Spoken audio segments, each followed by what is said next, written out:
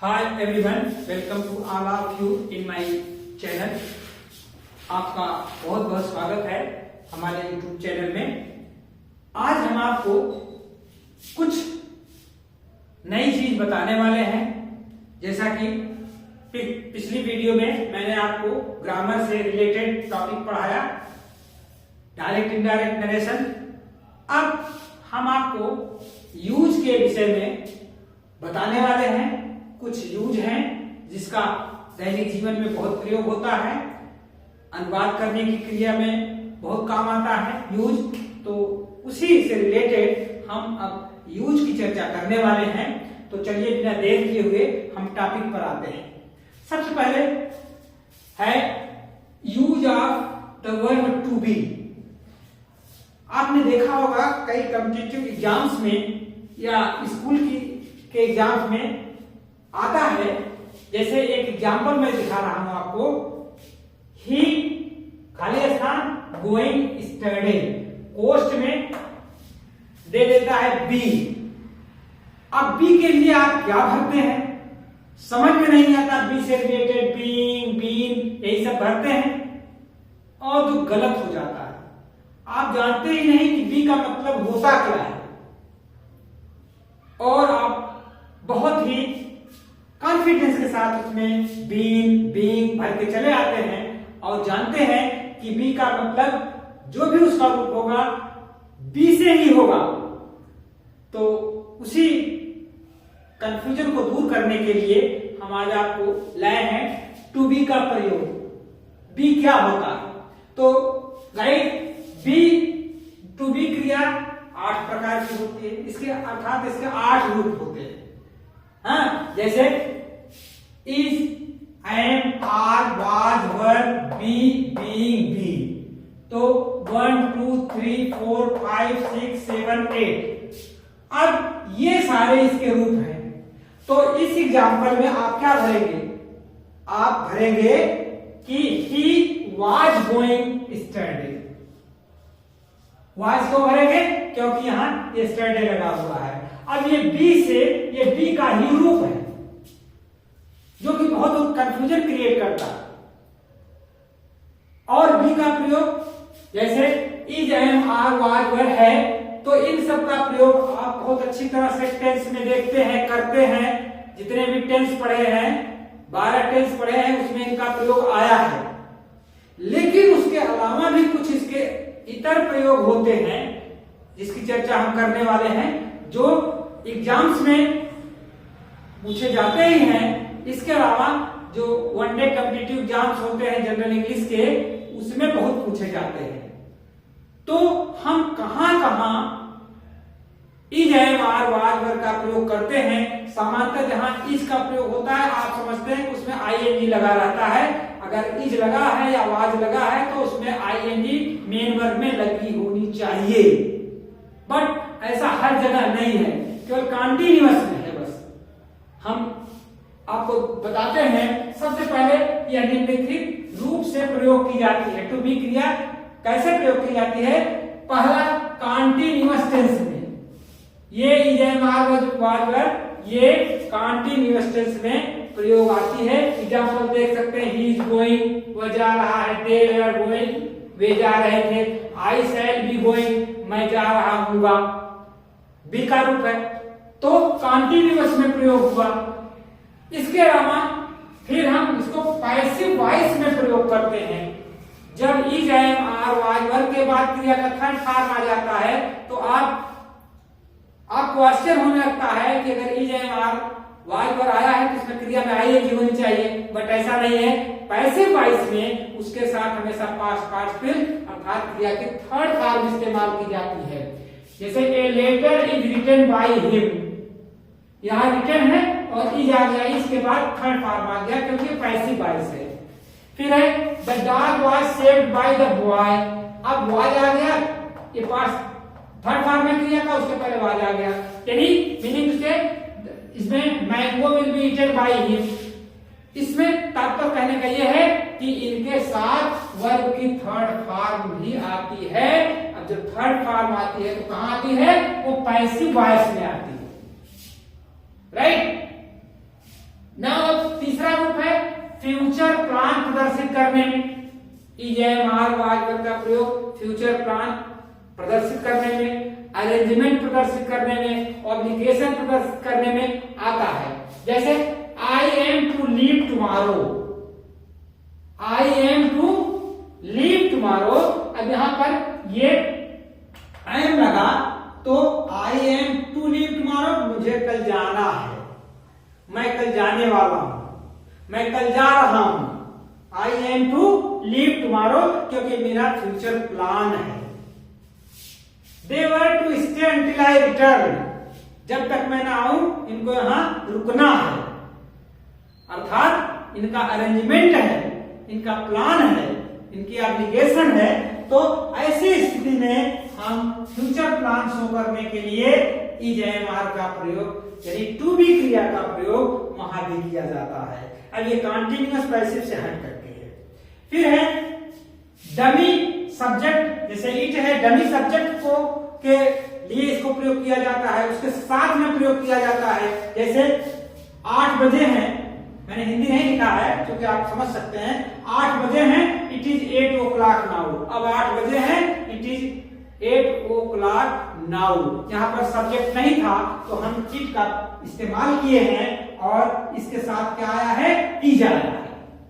तो dummy subject के साथ भी EJMR वर्ड का प्रयोग होता है। जैसे it is very hard today या it was very hard yesterday, was करेंगे यस्टरडे हो जाएगा। तो टू बी क्रिया जो है EJMR वाज जितनी क्रियाएं हैं ये सब डमी सब्जेक्ट को शो करने के लिए प्रयुक्त की जाती हैं। अगला है introductory verb, sorry introductory there में। ये टू बी की क्रिया इस्तेमाल होती है हमेशा इंट्रोडक्टरी देयर में। जैसे एक राजा था, सब्जेक्ट नहीं है तो इंट्रोडक्टरी देयर लग जाएगा। There was a king, there are 40 teachers in my college, मेरे कॉलेज में 40 अध्यापक हैं। तो इट मीन्स यहां पर अगर देयर आया है तो इसके साथ में आपका ये वर्ब टू बी के फॉर्म जरूर प्रयुक्त किए जाएंगे। फिर नेक्स्ट है कार्डिनल न्यूमरल्स।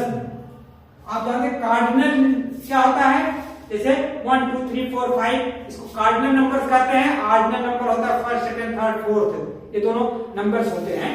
तो कार्डिनल नंबर्स में प्रयोग करने के लिए जैसे आई एम 20, आई एम 20 अर्थात आई एम 20 ईयर्स ओल्ड, मैं 20 साल का हूं। आर यू 30, क्या आप 30 साल के हैं? 30 ईयर्स ओल्ड, इसमें 30 ईयर्स ओल्ड हो जाएगा। तो मीनिंग से कि कार्डिनल न्यूमरल में इस नंबर में हम EJMR यानी वर्ड टू बी का प्रयोग करते हैं। आई के साथ है, यू के साथ आर। तो इस तरह से हम इसका इस्तेमाल टू बी क्रिया का करते हैं। फिर है मेजरमेंट प्रदर्शित करने में। जब हम किसी चीज की माप प्रदर्शित करते हैं, मापते हैं, तो उसमें भी वर्ब टू बी का प्रयोग होता है। जैसे ही 65 kg, वह 65 किलो का है। She was about to 6 feet tall, वह लगभग 6 फीट लंबी थी। This house is 100 years old, यह मकान 100 साल पुराना है। अब इसमें मेजरमेंट आया है तो मेजरमेंट में भी हम टू बी क्रिया EJMR वाज वर्ब इन सब क्रियाओं का प्रयोग करेंगे। फिर पास्ट पार्टिसिपल है। पास्ट पार्टिसिपल इंट्रांसिटिव वर्ब में। इंट्रांसिटिव मतलब अकर्मक क्रिया। अकर्मक क्रिया क्या होती है? जिसमें कर्म ना हो। जैसे ही इज गॉन, वो चला गया। अब चाहे ही इज डाइड समझ लीजिए, चाहे वहां उपस्थित नहीं है। ही इज गॉन, वो चला गया। अब यहां देखिए ये वर्ब है, वर्ब में कोई कर्म नहीं है, उसके साथ इसका प्रयोग किया गया। सी इज कम, वह आ गई है। सी इज कम, वह आ गई है। दे आर फिनिश्ड, वे बर्बाद हो चुके हैं, समाप्त हो चुके हैं।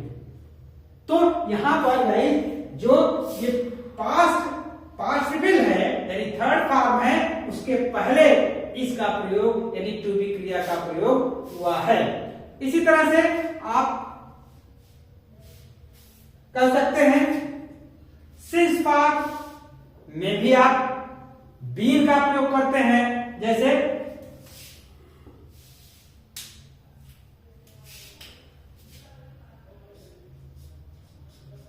हैव यू एवर बीन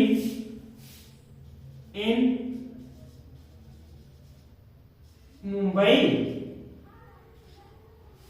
ये क्या आप कभी मुंबई में रहे हैं? तो अब यहां बीन का प्रयोग हो गया। इस टाइप के सेंटेंस जहां पर आते हैं जैसे बी केयरफुल, अब ये तो हो गए बी और बीन का प्रयोग हम आपको बता रहे हैं। अब be careful, always be careful, always be careful, हमेशा सावधान रहें, बी का प्रयोग हुआ। और being, it is being late, it is being late, देर हो रही है। तो गाइस ये सारे सेंटेंसेस में आप to be, verb to be को प्रयोग किए हैं और आप इन परिस्थितियों में भी आपको प्रयोग करना पड़ेगा। तो बेसिक जो इसका कंसेप्ट ये है कि वर्ब टू बी है क्या। तो वर्ब टू बी जो है ये क्रिया है। सब क्रियाओं के 5 रूप होते हैं, जैसे डू, डज, डिड, डन। तो 5 रूप, first, second, third, fourth form है, 5 रूप होते हैं। बट इस टू बी क्रिया के कितने होते हैं? 8 होते हैं। Is, am, are, was, were 3 present में होते हैं और 2 पास्ट में होते हैं। एक ऑपरेटिव सेंटेंस में प्रयोग किया जा सकता है, कंटिन्यूअस में प्रयोग किया जा सकता है, और जो सिंस पार्ट जो परफेक्ट कंटिन्यूअस में बीइंग का प्रयोग होता है वो सब उसमें प्रयोग होता है। बाकी जो सिंपली प्रयोग होता है कि यह कुर्सी है, वह मेज है, ये तो आप जानते ही हैं, इस पर हम बहुत ज्यादा नहीं आपको फोकस दे रहे हैं, वो आपको पता है। बट इन परिस्थितियों में भी इनका प्रयोग होता है। This is what I wanted to tell you, यही मैं आपको बताना चाहता था। तो आशा करते हैं कि कंसेप्ट क्लियर हो गया होगा और हम अब आपको यूज डे बाय डे पढ़ाएंगे। अच्छे प्रकार के सेंटेंस जो आते हैं, जो बहुत ही प्रयोग किए जाते हैं, इंग्लिश स्पोकन में भी प्रयोग किए जाते हैं और उनमें कुछ यूज होते हैं जिसकी जानकारी न होने के कारण हम अच्छे से ट्रांसलेशन नहीं कर पाते हैं। तो ट्रांसलेशन पॉइंट ऑफ व्यू से और स्पोकन पॉइंट ऑफ व्यू से सब विधि से आपको यह यूज पढ़ने को बड़ा लाभ पहुंचाएगा। तो आशा करते हैं आपको वीडियो पसंद आया होगा। Thanks for watching this video.